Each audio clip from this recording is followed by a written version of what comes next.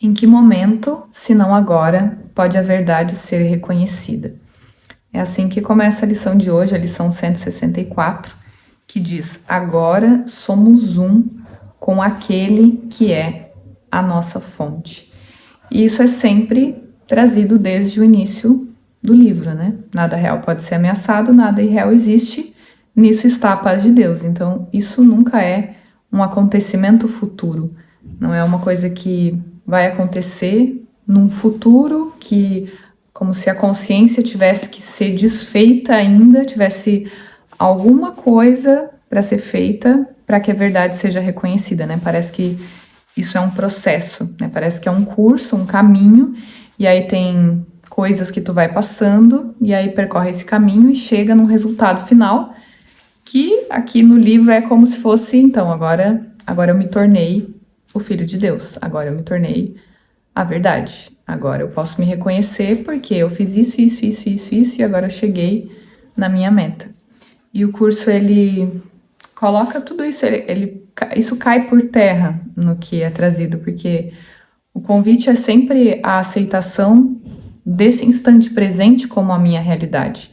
É sempre uma troca e um discernimento, né, de trazer a visão de Cristo, que é o que ele traz, é trocar a visão dos olhos e a audição, né, o escutar pelos ouvidos, para a voz por Deus e para a visão de Cristo.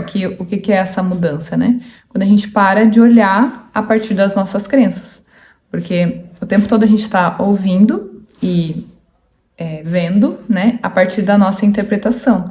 Então, eu estou interpretando a partir daquilo que eu já acredito sobre o que eu sou, né, a partir das crenças da separação, de culpa, medo e punição, e todas essas crenças que surgiram a partir disso, né, essas crenças aí que são derivadas delas, né, inferioridade, rejeição, menos-valia, né, a falta, todas essas crenças, elas é como se a gente visse, né, tivesse ali um óculos de crenças em que a gente fica olhando tudo a partir disso. Então, a minha interpretação é sempre a partir das crenças e nunca a partir do que é a realidade. Porque a consciência, ela tá, enquanto ela estiver identificada com um corpo, eu penso que eu sou uma pessoa, então eu tô sujeita à interpretação das crenças, porque a consciência, ela tá o tempo todo validando a separação através de partes separadas que ela inventou para dizer que é a vida. Então, enquanto eu fico na interpretação, pensando que eu sou um autoconceito, pensando que eu sou um eu separado, uma individualidade, eu nunca vou acessar isso que ele está falando, que é um instante presente, né, um instante de realidade, um instante santo, de relembrar aqui que eu permaneço como Deus me criou, que eu sou como Deus me criou, e que isso não vai acontecer num futuro, né? O que acontece? Por que a gente pensa que é depois, né? Né, a gente se coloca nessa decisão por causa dos condicionamentos, porque a gente ainda tem uma meta dividida. Eu ainda tenho quereres no mundo, eu ainda, como ele fala, como tem uma parte que a lição diz, que tem que eu preciso soltar, põe os teus tesouros insignificantes de lado. Então, os meus tesouros insignificantes, o que são os meus tesouros insignificantes? É tudo aquilo que eu trago uma identificação, um apego, algo que eu uso para esconder as crenças que vêm da separação, né? Porque aqui, por mais que a gente chame, né, que tem coisas boas no mundo, elas nada mais são do que um alívio para essa consciência não olhar para o nível de dor que ela está experimentando ali por acreditar que está fora de Deus. Então eu preciso me unir a coisas aqui, mas essa união, ela é totalmente, ela é falha, né? Porque ela é um lugar vazio, é um lugar que não tem completeza, nada aqui nos completa, né? Nada nos traz uma satisfação, algo que dura. A gente está o tempo todo insatisfeito, né? Mas maquiando aqui, parecendo que eu tô resolvendo uma coisinha aqui, então eu resolvo uma coisa ali, e aí parece que isso é algum tipo de paz, é algum tipo de satisfação. mas é o tempo todo escondendo as crenças, escondendo o medo, né, protegendo o medo ali, e aí parecendo que tem alguma coisa sendo resolvida, né, para mim. Só que é o tempo todo mais do mesmo, né? Eu tô o tempo todo protegendo e o tempo todo nessa busca, e aí fica um pouquinho feliz, aí daqui a pouco já tá tudo ruim de novo. Então, Jesus nos convida para essa constância, né? Para que a gente solte isso que a gente pensa que traz algum tipo de ganho, algum tipo de valor, seja aqui os relacionamentos, né? Trazer a identificação com essas relações como se isso fosse a vida, assim como as defesas desse autoconceito, né? O quanto eu quero aqui ainda passar uma imagem, né? Eu ainda quero manter uma imagem aqui disso ou daquilo para ser aceita, para ser valorizada, ou o quanto eu quero estar certo diante das situações, né? Que é uma das defesas aqui do autoconceito né? Enquanto eu tô certa, então eu não tô errada, que é o que essa consciência tá o tempo todo enfatizando ali um senso de erro basal, né? Não é a pessoa aqui, não é a Júlia, ou, né, as pessoas se sentindo nesse senso de erro, mas é uma única consciência que tá nesse estado basal de erro, porque ela imagina que realmente isso aconteceu, é como se fosse é uma certeza muito grande de que alguma coisa eu fiz de errado sim, e por isso eu espero a punição. Então, enquanto a gente acredita realmente que isso aqui é a minha realidade, então eu não vou questionar as crenças, né? Eu não vou questionar, será que esse que está sentindo a raiva aqui realmente sou eu? Será que aquilo que aquela pessoa está falando, será que é isso mesmo que ela está dizendo? Ou sou eu que estou interpretando aqui a partir do que eu penso sobre mim? Enquanto a gente não questiona a realidade do mundo aqui, a existência disso aqui, se é a existência, a gente não traz esse questionamento, porque eu tô o tempo todo acreditando naquilo que, né, eu já tenho aqui como bagagem, como base, que é a crença na separação, e aí todo o resto vem disso, né? E essas últimas lições, Jesus tem trazido esse convite a ser um trabalhador de milagres, né? Que é o quê? Um trabalhador de milagres é aquele que aceita, né? Aceita aqui a correção da percepção para si, para olhar para o seu sistema de pensamento e assim estender a outros, né? Convidar outros que também façam esse reconhecimento. E aí isso acontece com o nosso posicionamento, né? Diante de situações aqui onde antes eu agia de dentro das minhas crenças, de dentro das minhas certezas, eu passo a atuar com essa visão de Cristo, passo a atuar com a correção da percepção. Então, automaticamente eu estou convidando ali o outro a olhar para o sistema de pensamento que ele está mantendo, que sustenta toda a ideia de isso aqui ser a vida, né? E aí tem uma parte no capítulo 8 que é trazido assim, ó. Quando te encontras com qualquer um, lembra-te de que é um encontro santo. Assim como tu ouvires, verás a ti mesmo. Assim como o tratares, tratarás a ti mesmo.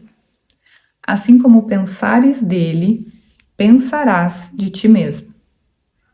Nunca te esqueças disso, pois nele acharás a ti mesmo ou te perderás. Sempre que dois filhos de Deus se encontram, lhes é dada mais uma chance de salvação. Não deixes ninguém sem lhe dar a salvação e sem recebê-la tu mesmo, pois eu estou aí contigo todos os dias em tua memória. O que é esse eu estou contigo, né? Que é Jesus como se fosse aqui, né? Parece que é uma entidade separada, mas isso é só um símbolo. O que Jesus representa hoje? A percepção corrigida, o Espírito Santo. O que é o Espírito Santo? Nada real foi ameaçado. A realidade continua intacta. Então, isso é em tua memória, porque essa consciência tem ali já uma parte que já sabe que nunca, não tá fora de Deus, não tem nada acontecendo. Então, já tem uma parte que sabe disso, né? E agora tem essas aparentes outras partes que estão também só aceitando que isso já é assim, né? Não tem nada para ser feito porque já foi feito. já foi reconhecido como sem significado, né? Toda a ideia de ter algo fora de Deus já foi visto como sem significado. Então isso só precisa ser aceito. E aí quando é trazido aqui sobre essa ideia de que quando tu te encontras com um irmão, tu tá vendo a ti mesmo porque é a mesma consciência. Então se eu tô vendo ali uma representação de uma fraqueza, por exemplo. Eu tô vendo alguém e aí eu olho e, sei lá, sinto pena, né? Parece que é uma coisa separada de mim, né? Tem eu aqui e aí tem o outro lá e eu fico sentindo pena daquilo que tá lá. Só que é a mesma consciência. Então, automaticamente, se eu tô vendo fraqueza lá, eu tô afirmando a fraqueza aqui.